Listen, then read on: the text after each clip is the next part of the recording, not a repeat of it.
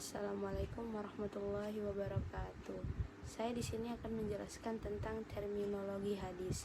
Yang pertama ada hadis. Kata hadis secara etimologi merupakan isim masdar yang berarti komunikasi, cerita, percakapan baik dalam konteks agama maupun duniawi.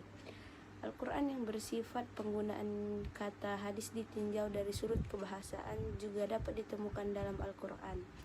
Disebut sebanyak 28 kali dengan rincian 23 dalam bentuk mufrad dan 5 dalam bentuk jamak. Yang kedua ada sunnah. Sunnah secara etimologi berarti jalan lurus dan berkesinambungan, yang baik maupun yang buruk, sebagaimana yang dapat dilihat dari perkataan Rasul, barang siapa yang merintis suatu jalan yang baik, maka ia akan memperoleh pahalanya, dan juga pahala orang yang mengamalkan sesudahnya. Tidak mengurangi yang demikian itu akan pahala mereka sedikit pun, dan siapa yang merintis jalan yang buruk, ia akan menerima dosanya dan dosa orang yang mengamalkan tanpa mengurangi dosanya sedikit pun. Berdasarkan hadis tersebut, para ulama memberikan pengertian sunnah secara bahasa, yaitu jalan dan kebiasaan yang baik atau yang jelek, atau dikatakan pula jalan yang ditempuh baik yang terpuji atau tercela. Bisa juga diartikan dengan jalan yang lurus atau benar. Sedangkan menurut istilah terminologi yang digunakan muhadisin sunnah adalah segala sesuatu yang dikaitkan dengan Nabi Shallallahu Alaihi Wasallam, baik bentuk perkataan, perbuatan, takrir, bentuk fisik maupun perjalanan hidup, baik dilakukan sebelum diangkat menjadi Nabi maupun setelah menjadi Rasul.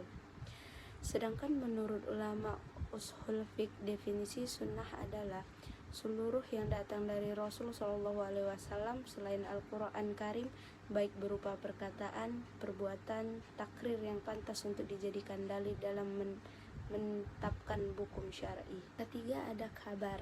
Kabar menurut bahasa adalah al-naba, yaitu berita. Sedangkan menurut istilah ada 3 pendapat. Yang pertama, kabar adalah sinonim dari hadis. Yang kedua, kabar berbeda dengan hadis. Dan yang ketiga, kabar lebih umum dari hadis. Sedangkan menurut istilah yang ditemukan oleh Ibnu Hajar al-Asqalani, kabar adalah hadis-hadis yang marfu', mauquf, dan maqtu'. Yang keempat ada atsar. Atsar secara etimologi berarti bakiyat al-syai, yaitu sisa atau peninggalan sesuatu. Sedangkan secara terminologi ada 2 pendapat, yaitu atsar adalah sinonim dari hadis, dan yang kedua atsar berbeda dengan hadis. Jumhur ulama cenderung menggunakan istilah kabar dan atsar untuk segala sesuatu yang disandarkan kepada Nabi Shallallahu Alaihi Wasallam, sahabat dan tabi'in. Namun para fuqaha Khurasan membedakannya dengan mengkhususkan al-mauquf, yaitu berita yang disandarkan kepada sahabat disebut atsar, dan al-marfu' yaitu sesuatu yang disandarkan kepada Nabi Shallallahu Alaihi Wasallam yang disebut kabar. Dari keempat pengertian tentang hadis, sunnah, kabar, dan atsar di atas dapat disimpulkan bahwa mereka memiliki kesamaan, yaitu sama-sama datang dari Nabi Shallallahu Alaihi Wasallam, baik dari perkataan, perbuatan maupun ketetapan. Kedudukan dan fungsi hadis. Pada masa Rasulullah tidak ada sumber hukum selain Al-Quran dan Al-Sunnah.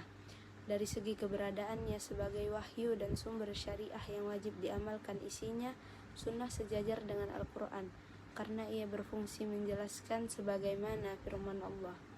Dan kami turunkan kepadamu Al-Quran agar kamu menerangkan kepada umat manusia apa yang telah diturunkan kepada mereka, dan supaya mereka memikirkan dalil-dalil tentang kehujahan hadis. Yang pertama, Al-Quran Karim. Di dalam Al-Quran terdapat banyak yang menjelaskan tentang kewajiban taat kepada Rasulullah, sebagaimana firman Allah dalam Quran Surah An-Nisa ayat 59. Yang kedua, hadis-hadis Nabi SAW. Adapun hadis-hadis Nabi yang menjelaskan tentang kehujahan hadis adalah: aku tinggalkan kepada kalian 2 perkara. Kalian tidak akan tersesat selama masih berpegang kepada keduanya, yaitu kitabullah dan sunnahku. Diriwayatkan oleh Al-Miqdam bin Ma'di Kariba dari Rasulullah SAW bahwa beliau bersabda, ingatlah, sesungguhnya aku diberi Al-Quran dan yang semisalnya bersamanya. Dan dalam riwayat Al-Irbas bin Syariyah dari Rasulullah SAW bahwa beliau bersabda, Tetaplah kalian pada sunnahku dan sunnah khulafa'ur rasyidin yang telah mendapat petunjuk. Berpegang teguhlah pada keduanya dan gigitlah dengan gigi gerahammu. Hadis-hadis itu menunjukkan bahwa Rasulullah SAW diberi Alkitab dan Sunnah dan mewajibkan kita berpegang teguh kepada keduanya serta mengambil apa yang ada pada Alkitab dan Sunnah. Yang ketiga, ijma. Umat Islam telah mengambil kesepakatan bersama untuk mengamalkan Sunnah. Bahkan hal itu mereka anggap sejalan dengan memenuhi panggilan Allah Subhanahu wa Ta'ala dan Rasulnya yang terpercaya. Kaum muslimin menerima Sunnah seperti mereka menerima Al-Quran Karim, karena berdasarkan dari Allah Azza wa Jalla, Sunnah merupakan sumber syariat sebagaimana yang difirmankan dalam Quran Surah Al-An'am ayat 50. Keempat, pandangan Al-Fa'i. Sesungguhnya mazhab Abu Hanifah, imam para ahli ra'yu, tidak pernah menolak Sunnah. Kebanyakan pemecahan masalah juga didasarkan oleh hadis dan riwayat sebagaimana yang dapat disaksikan pada buku dan mazhab. Terakhir, pandangan para fuqaha. Dengan pasti akan ditegaskan di sini bahwa semua fuqaha kaum muslimin dari berbagai mazhab dan kawasan, baik yang mempunyai mazhab yang masih bertahan atau yang tinggal nama saja, yang memiliki pengikut maupun tidak, mereka memandang pentingnya mengambil sunnah. Sikap seperti ini sama-sama diambil oleh orang yang cenderung kepada mazhab hadis. Sekian penjelasan dari saya. Assalamualaikum warahmatullahi wabarakatuh.